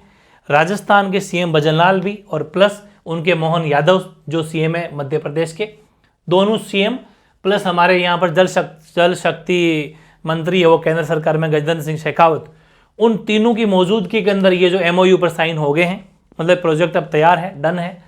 दोनों राज्यों के 13 जिले मध्य प्रदेश के, 13 जिले राजस्थान के, 5.8 लाख हेक्टेयर भूमि पर सिंचाई व पेयजल की सुविधा जो इसके अंदर बेसिकली रखी गई, सिंचाई के लिए भी और पीने के जल के लिए ये जो है ERCP योजना लाई गई है। अब बात आती है कि राजस्थान में बेसिकली 13 जिले कौन से, तो बेसिकली 13 जिले राजस्थान में पूर्वी राजस्थान जो हमारा ईस्टर्न राजस्थान है, जिसमें झालावाड़, कोटा, बारां, बूंदी, सवाई माधोपुर, करौली, धौलपुर, भरतपुर, दौसा, अलवर, जयपुर, अजमेर और टोंक, ये है हमारे 13 जिले, ठीक है ना। ये ध्यान रखना, 13 जिले जो हैं इसके अंदर शामिल किए गए हैं इस ERCP योजना के तहत। राजस्थान सड़क सुरक्षा माह, चलो ये इतना नहीं हो गया, इसके बारे में फिर नीचे पढ़ते हैं अपन, अलग चीज़ है ये अपन मान लेते हैं ऊपर। ये योजना के बारे में आप एक साथ पढ़ लेना, बहुत गजब का सेशन हुआ ये। अब है राजस्थान, ये कुछ फैक्ट डाल दिए मैंने। राजस्थान सड़क सुरक्षा माह है 15 जनवरी 2024 से 14 फरवरी 2024, ये हमारा सड़क सुरक्षा का महीना था। और बाड़मेर का नरपत सिंह, उम्र 30 साल है, 121.64 किलोमीटर साइकिल से चलकर गिनीज बुक में इन्होंने नाम रिकॉर्ड कराया है, गिनीज बुक में नाम लिखवाया बाड़मेर के नरपत सिंह, ठीक है। और राजस्थान का छठा रोपवे, कुछ फैक्ट है वन लाइनर, ये वन लाइनर फैक्ट है। राजस्थान का छठा रोपवे नीमच माता उदयपुर, ध्यान रखना, छठा रोपवे जो ऊपर बनाया जाता है ना, वो दो रस्सियों के बीच में एक बड़ा सा वो रोपवे होता है, बहुत बड़ा, बहुत ज़्यादा हेल्प होती है। पहाड़ के पहाड़ी एक से वहाँ जाया जा सकता है, वरना काफ़ी बुजुर्ग व्यक्ति जो होते हैं काफ़ी मुश्किल होता है सीढ़ियाँ वगैरह चढ़ना। तो ध्यान रखें कि राजस्थान का छठा रोपवे नीमच माता, क्योंकि बेसिकली मंदिरों में वहीं पर होता है ये, तो नीमच माता उदयपुर में उद्घाटन ये इसका हुआ है किनके द्वारा, 22 जनवरी 2024 को ही श्री राम मंदिर प्रतिष्ठा के दौरान, उसी डेट को गुलाबचंद कटारिया द्वारा, ठीक है ना, जो असम के अभी राज्यपाल है अपने, बहुत बीजेपी के बड़े नेता। तो ध्यान रखें ये हैं गुलाबचंद कटारिया जी, जो उदयपुर से ही जीत के आते थे। तो ये भी ध्यान, राजस्थान का छठा रोपवे नीमच माता उदयपुर में उद्घाटन 22 जनवरी 2024 को गुलाबचंद कटारिया द्वारा।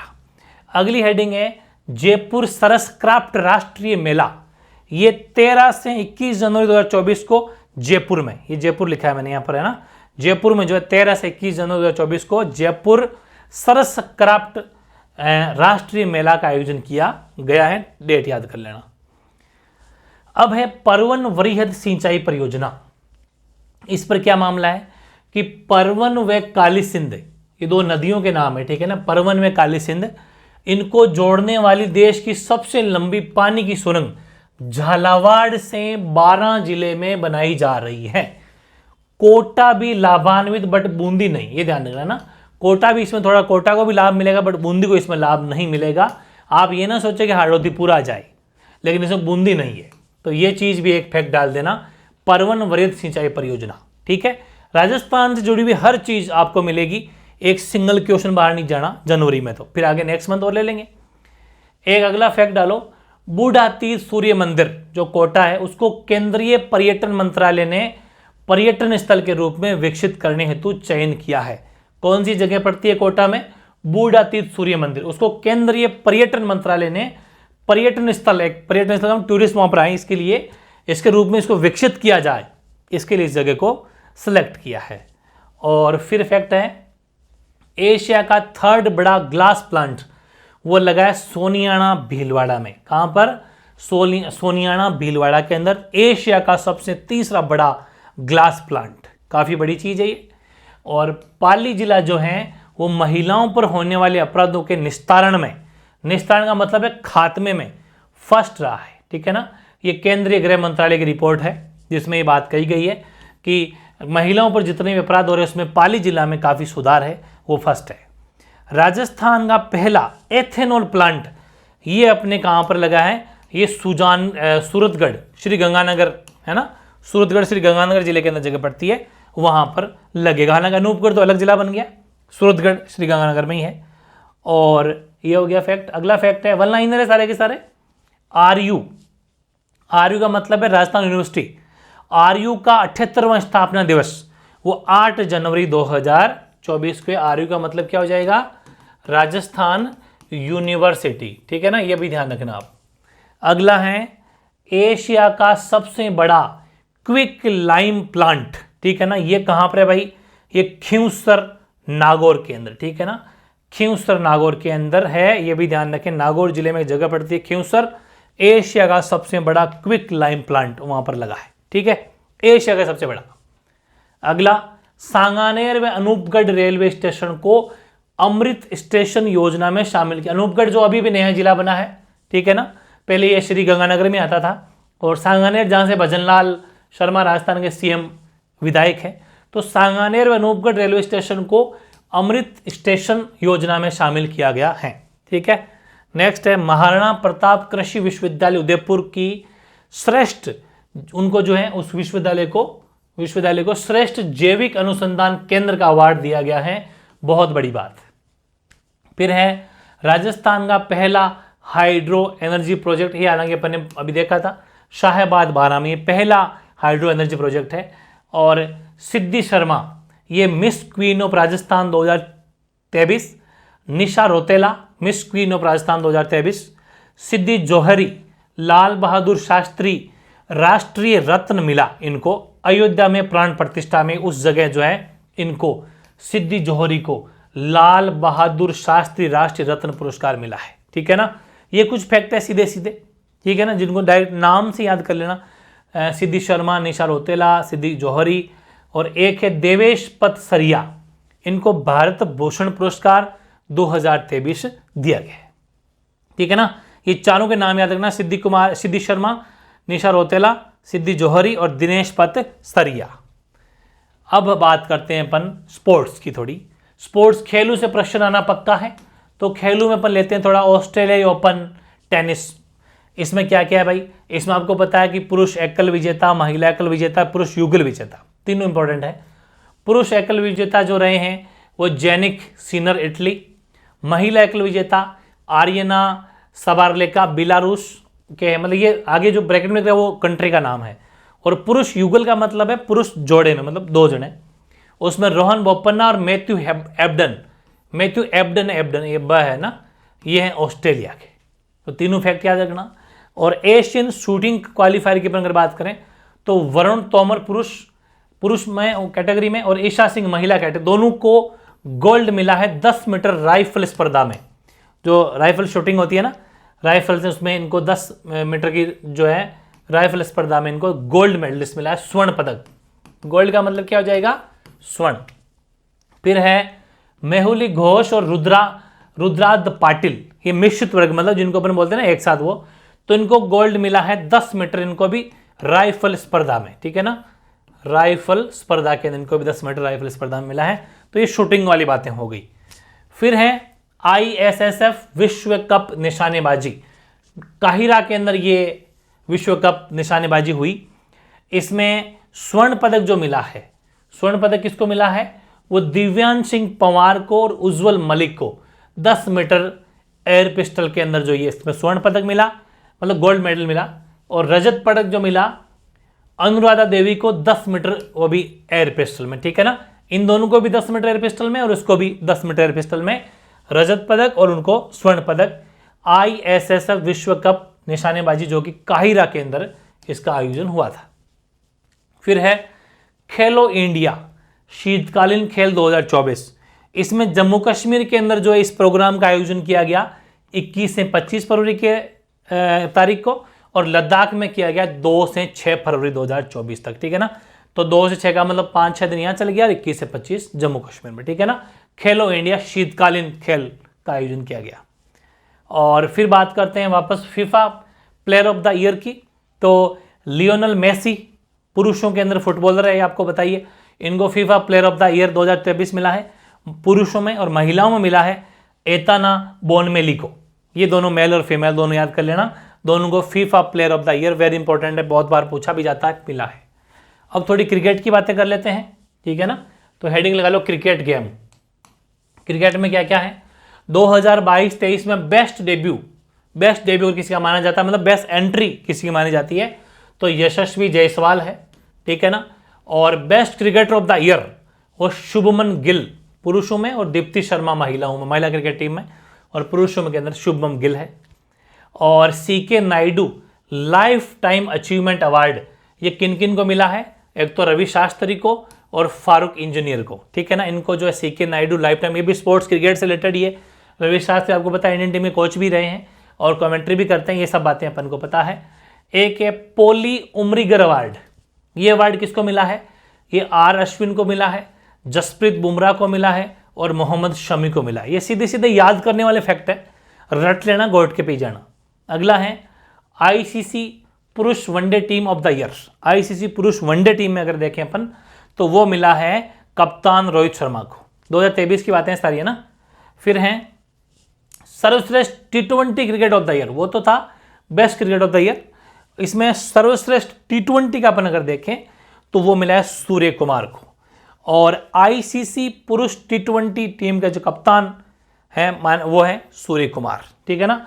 आईसीसी पुरुष T20 टीम कप्तान कौन है 2023 में, तो सूर्य कुमार। तो सूर्य कुमार की काफी उपलब्धियां अपन को ध्यान रखनी दोनों। और आईसीसी महिला T20 टीम कप्तान कौन है, तो वह दीप्ति शर्मा। और आईसीसी पुरुष टेस्ट टीम कप्तान कौन है, तो वह है पैट कमिंस। और आईसीसी पुरुष one day cricketer of the year किसको माना गया, विराट कोहली को, ठीक है ना। आईसीसी पुरुष one day cricketer of the year.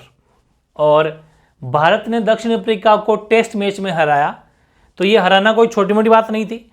ये टेस्ट मैच मात्र 642 गेंद में समाप्त हुआ और सबसे छोटा टेस्ट मैच आज तक का हुआ है, ध्यान रखना, ठीक है ना। और एक ये अराफात खान के बारे में पढ़ लो भाई, वेरी इंपॉर्टेंट फैक्ट है।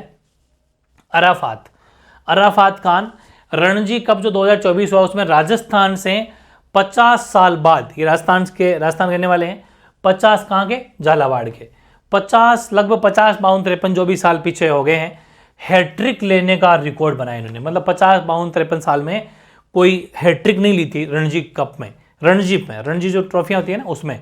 तो इन्होंने इस रिकॉर्ड को तोड़ा है भाई, 50 52 53 साल बाद में अराफात खान रणजी 2024 में राजस्थान में हैट्रिक लेने वाले व्यक्ति, ठीक है ना, ध्यान रखना। हैट्रिक का मतलब क्या होता है, लगातार 3 विकेट लेना, 3 जनों को आउट कर देना। अब youth world cup, under 19 world cup की बात चल रही है क्रिकेट में, ये भी इसमें दक्षिण अफ्रीका में 5वां यानी कि 19 जनवरी से लेकर 11 फरवरी 2024 को जो है ये यूथ वर्ल्ड कप हुआ, जो दक्षिण अफ्रीका की पहली बात तो कहाँ हुआ, साउथ अफ्रीका में हुआ। और कौन से नंबर का, ये 5वां। कब से कब तक, 19 जनवरी से लेकर 11 फरवरी 2024 तक ये चला। जीता कौन, ऑस्ट्रेलिया जीत गया। उपविजेता कौन, सेकंड रैंक पर रहा भारत। उपविजेता का मतलब है लास्ट फाइनल मैच दोनों के बीच में हुआ था, ऑस्ट्रेलिया जीत गया, भारत हार गया। कुल 16 टीमों ने पार्टिसिपेट किया और 41 कुल मैच खेले गए। कुल मिलाकर सभी 16 टीमों के द्वारा कितने गेम खेले गए, मैच खेले गए 41। अमेरिका टीम सबसे नई टीम थी, ये वेरी इंपॉर्टेंट फैक्ट है भाई। इसमें अमेरिका ने भी टीम भेजी है। अमेरिका ने क्रिकेट में ज़्यादा दिलचस्पी नहीं है, लेकिन इस बार अमेरिका ने भी क्रिकेट टीम बनाई है। तो अमेरिका टीम जो है सबसे नई टीम जो है वो youth world cup, under 19 world cup cricket के अंदर है। और 14वें संस्करण में भारत विजेता, क्योंकि ये जो हुआ 15 नंबर का था, ठीक है ना। इसको थोड़ा ठीक कर लेना भाई, थोड़ा ठीक कर लेना, ये टाइपिंग एरर रह गया अपना थोड़ा, कि यहाँ पर है 15वां, कौन सा 15वां संस्करण है। ये 15वां संस्करण था जो साउथ अफ्रीका के अंदर हुआ। हालांकि 14वां जो संस्करण है वो हमारे इंडिया ने जीता था, ये ठीक कर लेना इसको। नेक्स्ट है अपना वेरी इंपॉर्टेंट छोटा सा फैक्ट और है, टाटा स्टील मास्टर शतरंज, इसमें विजेता रहे हैं प्रज्ञानंद भारत के, और उपविजेता रहे चाइना को हरा दिया, आंखें थोड़ी छोटी थी दिखा नहीं, और डिंग लिरेन को हरा दिया है, ठीक है ना। तो भारत इसके अंदर टाटा स्टील मास्टर शतरंज में प्रज्ञानंदा ने जो है ये जीत हासिल की है। अब बात करते हैं खेलो इंडिया यूथ गेम्स, इसका 6ठा संस्करण तमिलनाडु में। देखो वो जो था ये यूथ वर्ल्ड कप है और ये है खेलो इंडिया यूथ गेम्स। कहां पर हुआ, तमिलनाडु में हुआ। कौन सा संस्करण है ये, 6ठा संस्करण है, ठीक है। अब सबसे इंपॉर्टेंट बात आती है शुभंकर। शुभंकर का मतलब एक लोगो मान लीजिए, वो है वीरा मंगई का। वीरा मंगई जिसकी फोटो भी मैंने यहां पर लगाई है। ये वीरा मंगई एक्चुअली क्या है कि वहीं तमिलनाडु की एक ऐसा मान लो कि रानी राज, जैसे हमारी झांसी रानी थी ना, अंग्रेजों से मुकाबला किया था, वैसे एक रानी है, तो उनका वीरा मंगई का नाम रखा गया है। और इस यूथ गेम्स में जो कि 6ठा संस्करण तमिलनाडु में हुआ था, इसमें फर्स्ट कौन रहा, महाराष्ट्र, जिसने 57 गोल्ड मेडल जीते, 48 रजत जीते और 53 कांसे जीते, कुल मिला के 158 पदक जीते। और चौथी बार फर्स्ट आ रही है महाराष्ट्र, चौथी बार, ठीक है। और सेकंड और थर्ड, सेकंड तमिलनाडु, थर्ड रही हरियाणा, ठीक है ना। सेकंड तमिलनाडु और थर्ड रही हरियाणा। ये था खेलो इंडिया यूथ गेम्स जो हमारे इंडिया लेवल पर होते रहते हैं, ठीक है ना। इसको भी ध्यान रखेंगे अपन। और एक छोटी सी बात और लिखी, हाँ यारी, नया खेल भी जोड़ा है इसके अंदर, नया खेल जोड़ा है जिसका नाम क्या है, सिलंबम, ठीक है ना। क्या नाम भाई, सिलंबम मान लो इसको। सिलंबम जो है इस गेम को भी इसी तमिलनाडु वाले में जोड़ा गया है। और अब यहां से आप कुछ पॉइंट और लिख लो, नोट बना के भी लिख सकते हो, ये अपन अलग से लिखेंगे। इसमें क्या क्या है, मैक्सिमम 5 गोल्ड, हालांकि ये तो गेम में तो इसी की बातें हैं, चलो इसी में लिखवा देता हूं। मैक्सिमम 5 गोल्ड वृत्ति अग्रवाल तेलंगाना जो है उसने तैराकी में जीते। 4 गोल्ड व 1 रजत युग चैलानी राजस्थान, चलो इसी को एक साथ लिख लेना, इसी में ही है क्योंकि ये खेलो यूथ इंडिया गेम हुआ था उसी में ही है। तो ये फैक्ट है कि 5 मैक्सिमम गोल्ड वृत्ति अग्रवाल तेलंगाना की है, ये तैराकी के अंदर इसने सबसे ज़्यादा गोल्ड जीते।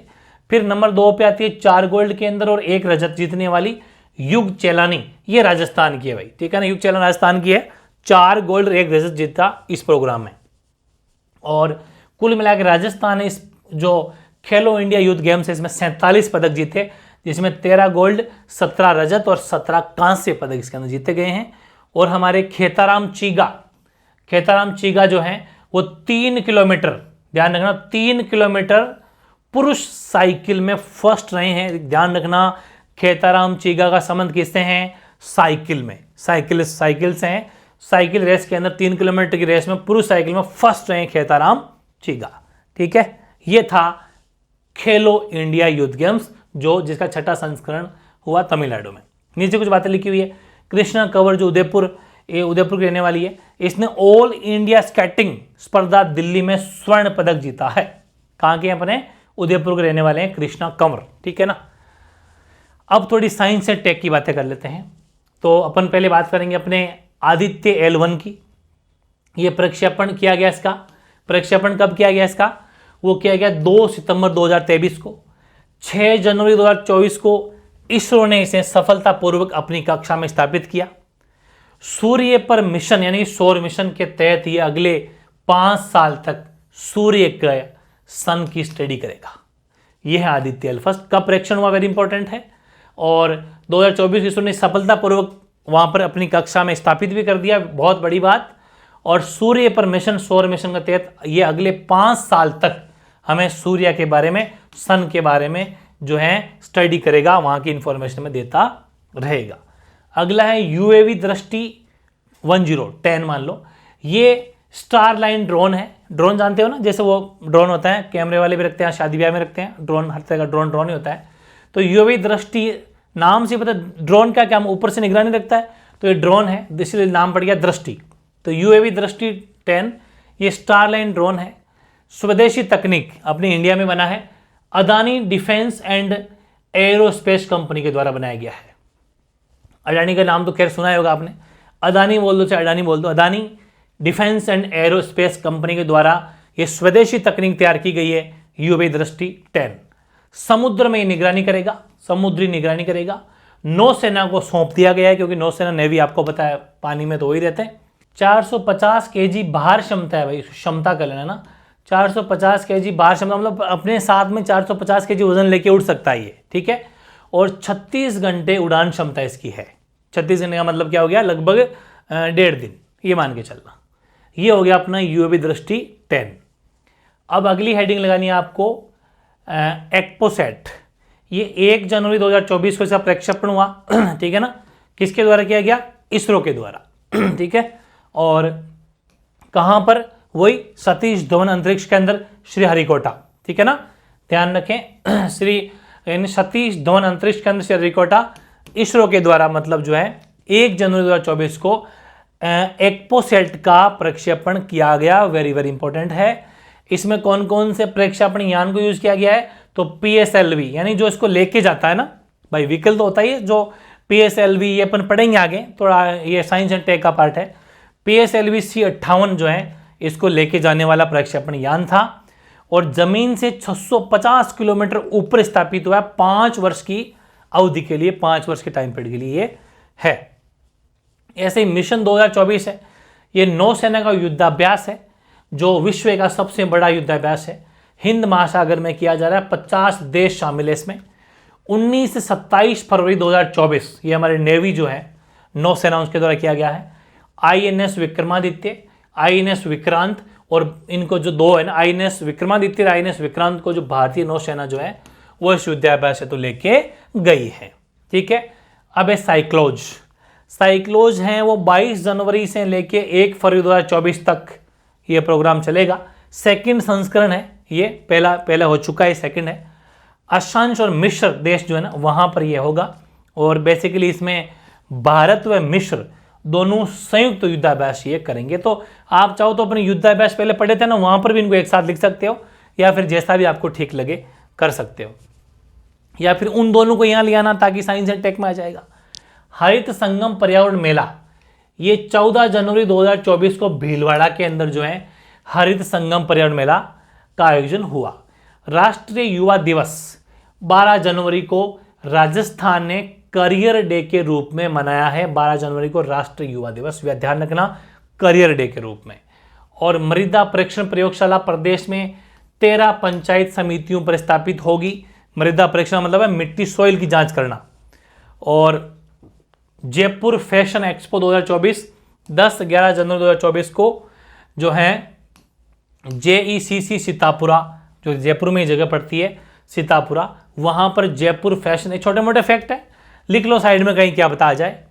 और स्वच्छ मंदिर अभियान CM भजनलाल ने हंस विहार मंदिर मानसरोवर में जगह पड़ती है, ठीक है ना, हंस विहार मंदिर, वहां से शुरू किया है स्वच्छ मंदिर अभियान, ठीक है ना। कहां से? मानसरोवर जयपुर, मानसरोवर जयपुर में जगह पड़ती है, मानसरोवर हंस विहार मंदिर में, वहां से जो है प्रोग्राम शुरू किया गया है।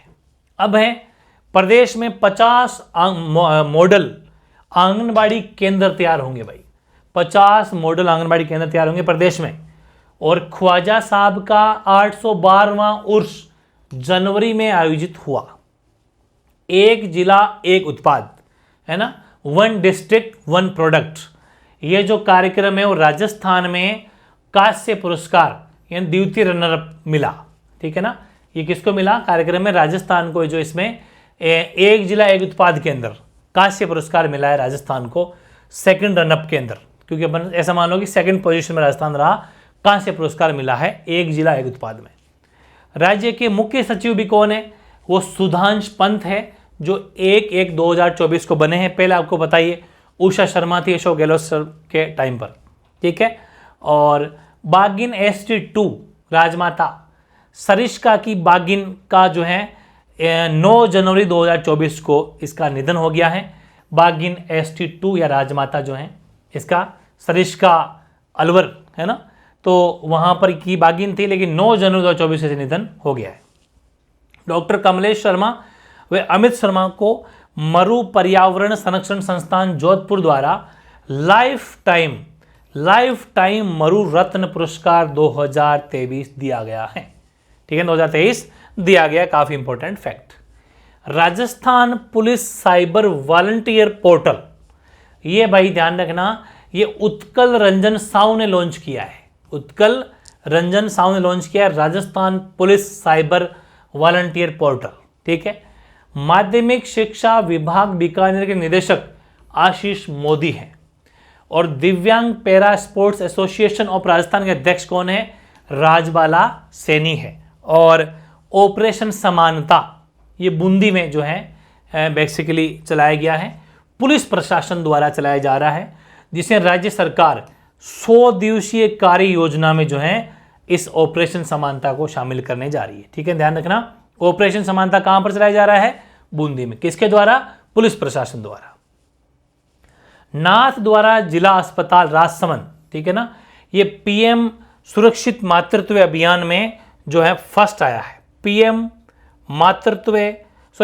सुरक्षित मातृत्व, जैसे डिलीवरी वगैरह होना है, मातृत्व जो, तो वो नाथ द्वारा जिला अस्पताल राजसमंद है, वो फर्स्ट आया है। और राजस्थान क्रीड़ा परिषद के अध्यक्ष हैं डॉक्टर पृथ्वीराज। ध्यान रखना, राजस्थान क्रीड़ा परिषद अध्यक्ष कौन है? डॉक्टर पृथ्वीराज हैं। फ्रांस के राष्ट्रपति इमैनुअल मैक्रो गणतंत्र दिवस के मुख्य अतिथि थे। और इन्होंने अपनी भारत यात्रा की शुरुआत कहां से की थी पता है ना? वो जयपुर में मोदी और ये दोनों बैठ के चाय पी रहे थे, याद है ना? तो जयपुर के रोड शो से की थी, बिल्कुल। बाड़मेर जालोर में, अगला पॉइंट है, बाड़मेर जालोर में भारतमाला प्रोजेक्ट के तहत पहली इमरजेंसी एमस्ट्रिप तैयार हो रही हैं। अमित शर्मा व कमलेश शर्मा को मरु पर्यावरण संरक्षण संस्थान द्वारा मरु रत्न 2023 जो है वो मिला है। और उनको जो पीछे कौन थे अपने पढ़े थे, वो कमलेश शर्मा, अमित शर्मा, और ये भी वही। चलो ये चीज़ रिपीट हो गई, तो ये चीज़ आप रिपीट मान लेना, बाकी अपना वही चीज़ है। अगली देखो, 2024 में प्रदेश के पद्मश्री से सम्मानित होने वाले लोग, बहुत इंपॉर्टेंट है, ये मैंने अलग से सेशन रखा है, चारों पॉइंट। ये 2024 में प्रदेश का मतलब है राजस्थान, राजस्थान के जो हैं पद्मश्री से सम्मानित होने वाले लोग कौन कौन से हैं? डॉक्टर माया टंडन, ये जयपुर की रहने वाली हैं और सड़क दुर्घटना में घायल व्यक्तियों की सहायता करने में इनका नाम आता है और इनको पद्मश्री सम्मान मिला है। जानकी लाल सुना भी होगा, भीलवाड़ा वाले, बहुरूपिया भांड कला, मैंने आपको पढ़ाई भी था ना, वही जानकी लाल है, इनको भी पद्मश्री मिला है, भीलवाड़ा के रहने वाले हैं। पंडित लक्ष्मण भट्ट तेलंग, जयपुर, ध्रुपद गायकी के लिए आपको पता ना फेमस है, और अली गनी मोहम्मद, बीकानेर के रहने वाले, संगीत क्षेत्र में बेसिकली मांड गायकी इनकी है, उसके अंदर भी इनको पद्मश्री मिला है। चारों वेरी इंपॉर्टेंट है, ध्यान रख लेना, माया टंडन, जानकी लाल, लक्ष्मण और अली गनी मोहम्मद।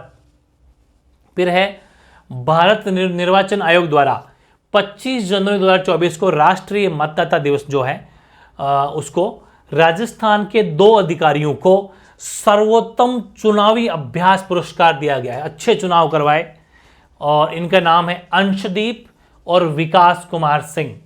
अंशदीप श्री गंगानगर के कलेक्टर हैं, आईटी में पहला पर काम जो है इन्होंने, आईटी में पहला ना, इंफॉर्मेशन टेक्नोलॉजी में पहल पर काम किया इन्होंने, उसमें भी इनको पुरस्कार मिला है। आपको इतना से याद रखना, अंशदीप और विकास कुमार सिंह ये आईजी हैं राजस्थान पुलिस में। मादक पदार्थों की नकदी व जब्त करने में इनका नाम है, तो इनको भी जो है ये पुरस्कार मिला है। 2 अधिकारियों को जो इस पुरस्कार दिया गया है, सर्वोत्तम चुनावी अभ्यास पुरस्कार। फिर हैं केंद्रीय गृह मंत्रालय ने प्रदेश के 2 पुलिस अधिकारियों को वर्ष 2024 का राष्ट्रपति पदक दिया है। वो है सचिन मित्तल, आईपीएस हैं, और दूसरे कौन है? वह एस सेंगाधीर, ये भी आईपीएस है, दोनों पुलिस अधिकारी है, इनको राष्ट्रपति पदक से सम्मानित किया गया है। जिफ का फुल फॉर्म क्या हो जाएगी? जयपुर अंतर्राष्ट्रीय फिल्म फेस्टिवल। इसका 16वां संस्करण 9 से 13 फरवरी 2024 को जयपुर में आयोजित हुआ, जिसमें लाइफ टाइम अचीवमेंट पुरस्कार प्रदान किया गया। किन किन को? अभिनेत्री तो थी कामिनी कौशल और मुरलीधर सोनी था इतिहासकार, इन दोनों को मिला है, ये भी ध्यान रखना। जिफ। अगली हेडिंग लगाइए, नेशनल वेट लिफ्टिंग, वजन उठाने में वेट लिफ्टिंग प्रतियोगिता का आयोजन ईटानगर में हुआ 2024 जनवरी 2024 में हुआ। राजस्थान को इस प्रतियोगिता में पदक मिले हैं 3 गोल्ड, 2 रजत, 2 कांसे मिले हैं भाई, 2 कांसे, कुल मिला के कितने मिल गए? कुल 7 पदक राजस्थान को मिले हैं। विनोद लखानी 151 के लिए वजन इन्होंने उठाया है, 151 केजी वजन उठाया इनको, इस फील्ड में 151 केजी वजन उठाने के फील्ड उपलब्धि में गोल्ड मेडल मिला है विनोद लखानी को। 20वीं सीनियर राष्ट्रीय रोल बॉल प्रतियोगिता 8 से 9 जनवरी 2024 को यह प्रतियोगिता हुई। कहां पर?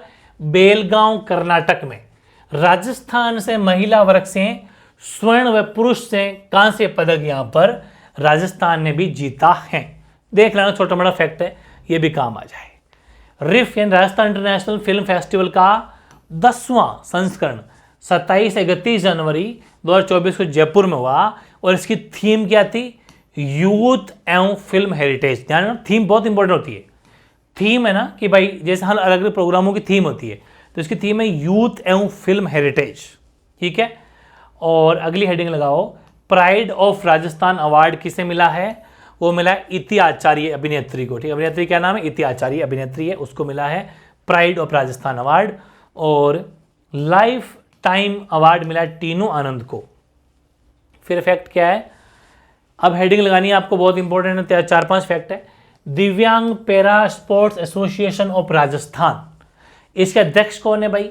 राजबाला सैनी। महासचिव हिम्मत सिंह गुर्जर। कोषाध्यक्ष राजेश अग्रवाल, ठीक है। फिर नेक्स्ट नीचे हेडिंग अगली पॉइंट है, दिव्य कृति सिंह को अर्जुन पुरस्कार 2023 घुड़सवारी में मिला है।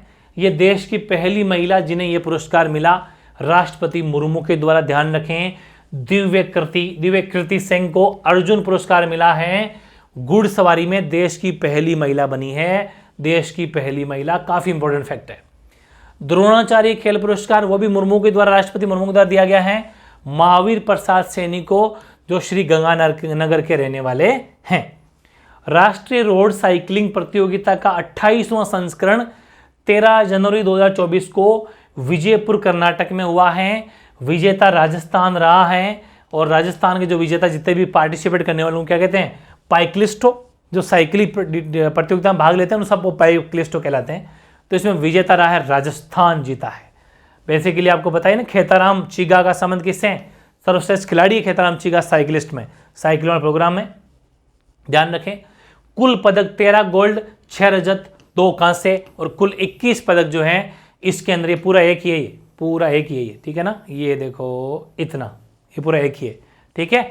राष्ट्रीय रोड साइकिलिंग प्रतियोगिता का 28 संस्करण 13 जनवरी को हुआ, विजयनगर कर्नाटक में हुआ। राजस्थान विजेता रहा, कुल पदक 13 गोल्ड, 6 रजत, 2 कांसे, कुल मिला के 21 पदक लेके आया। सर्वश्रेष्ठ खिलाड़ी वही हमारे खेताराम जी चीगा, जो 3 किलोमीटर साइकिल में भी जीते थे, ठीक है ना।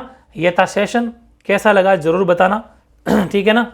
इसमें क्या करा अपन ने, इसमें अपन ने जनवरी 2024 का कंप्लीट जीके निचोड़ दिया है, ठीक है ना। कंप्लीट जो है आपका जीके, बेसिकली करंट, है ना। ऐसे ही एक सेशन जल्दी फरवरी का आएगा और फिर जल्दी मार्च का आ जाएगा, चिंता नहीं करें। लेकिन एक बार आप हैबिट में आए, फिर मैं इन्हीं का भी टेस्ट ले लूंगा आपके लिए, और तो क्या करूं, करंट का भी टेस्ट ले लूंगा। इतना बेनिफिट आपको मिलने वाला है, ठीक है ना। ताकि करंट का जब टेस्ट लूंगा तो आपके सारे डाउट क्लियर हो जाएंगे, ठीक है ना। चलिए फिर सेशन कैसा लगा जरूर कमेंट करना। इस मेहनत का आपको फायदा कितना मिल रहा है इसका भी, इसके लिए भी जरूर कमेंट करना। अब तबीयत में धीरे धीरे सुधार हो रहा है, तो क्लासेज अब वापस ज़्यादा बढ़ने वाली, चिंता नहीं करें, ठीक है। ओके।